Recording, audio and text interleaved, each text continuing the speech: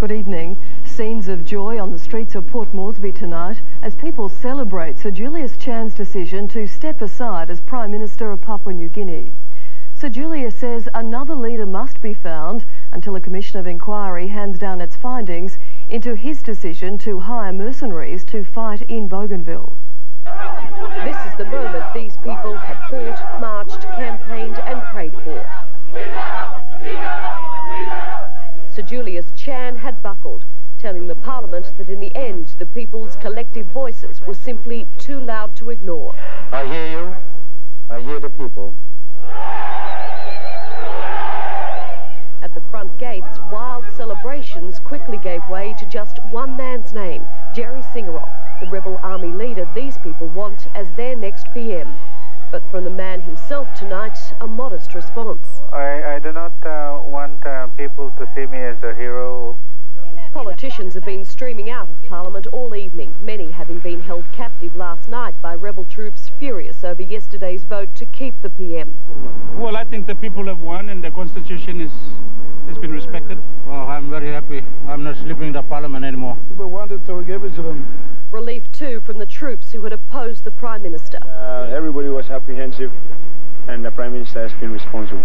But Sir Julius's announcement did not bring an end to today's political workings. Just 2 hours after the news had broken, caucus began meeting to decide who would replace him as caretaker Prime Minister. That meeting is still in progress, but Sir Julius will not be in the political wilderness for long. He is gone only till the next election, which could be held as early as May. In Port Moresby, Tracy Chamberlain, 10 News.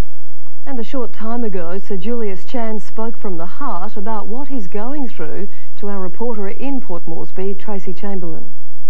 Great. Can I just ask you a couple of questions about today? Could you tell me why you ended up making the decision that you did? Well, I'm very satisfied that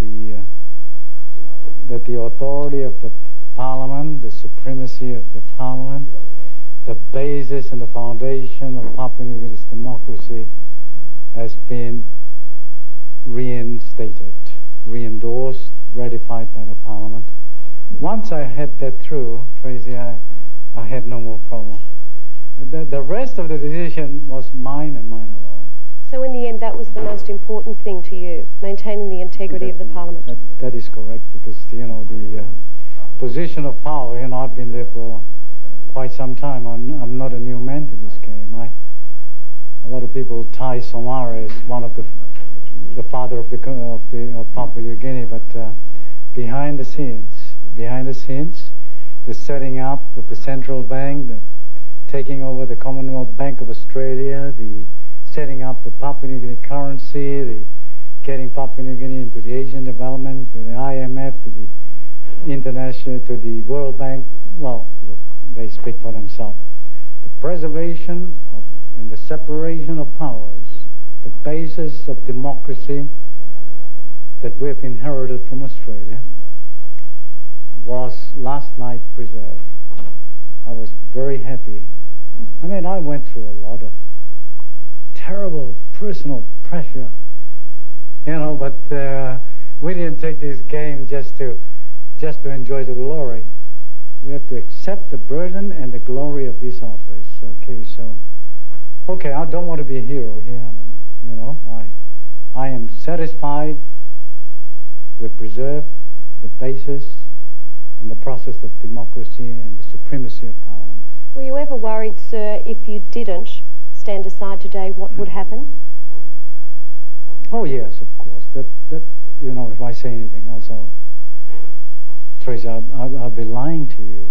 I am very concerned about the ordinary citizen of this country. They're innocent to all this happening. So, and we who have been accused must leave this process of whether or not they're legitimate accusation or otherwise to the due process of the other arm of government, which is the judiciary.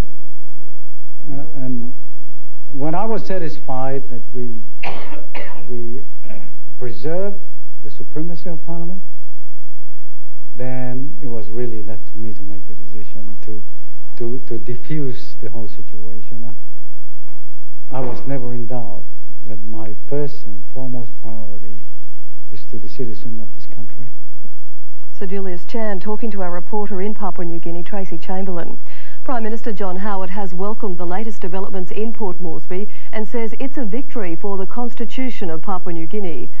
But Australian Foreign Minister Alexander Downer has blamed the recent unrest in PNG on past Australian governments. Just as Prime Minister Howard jetted out of Canberra for state visits to Singapore and China, news broke of Sir Julius Chan's decision to stand aside. With democracy in Papua New Guinea on a knife edge for the past 10 days, John Howard expressed relief during a refuelling stop in Darwin. The constitution of that country has survived intact through a period of strain, and that's good. The federal government believes the PNG leadership was surprised by Australia's hardline response to the decision to bring in Sandline International to kill the rebel leaders on Bougainville. As we saw it, it was the introduction of a new element of instability, not just into Papua New Guinea itself, but into our region. And the Foreign Minister slammed past Australian governments for not paying enough attention to Papua New Guinea since its independence in 1975. And he promised a renewed effort to find a peaceful solution to the Bougainville conflict. Foreign policy expert Dr. Keith Suter agrees. Well, Australia boasts about how well it did with the process of decolonisation. What we have seen in the last couple of weeks, however, has been that Australia's boasting is perhaps out of place. It has been out of place for a long time because of the continuing conflict on Bougainville and also because of the high degree of corruption. With PNG on the verge of a military coup and the breakdown of law and order, Dr. Suter says Australia will have to play a greater role. So if it continues to slide into chaos, there may well be pressure on us to spend more foreign aid. Stephanie Kennedy, 10 News.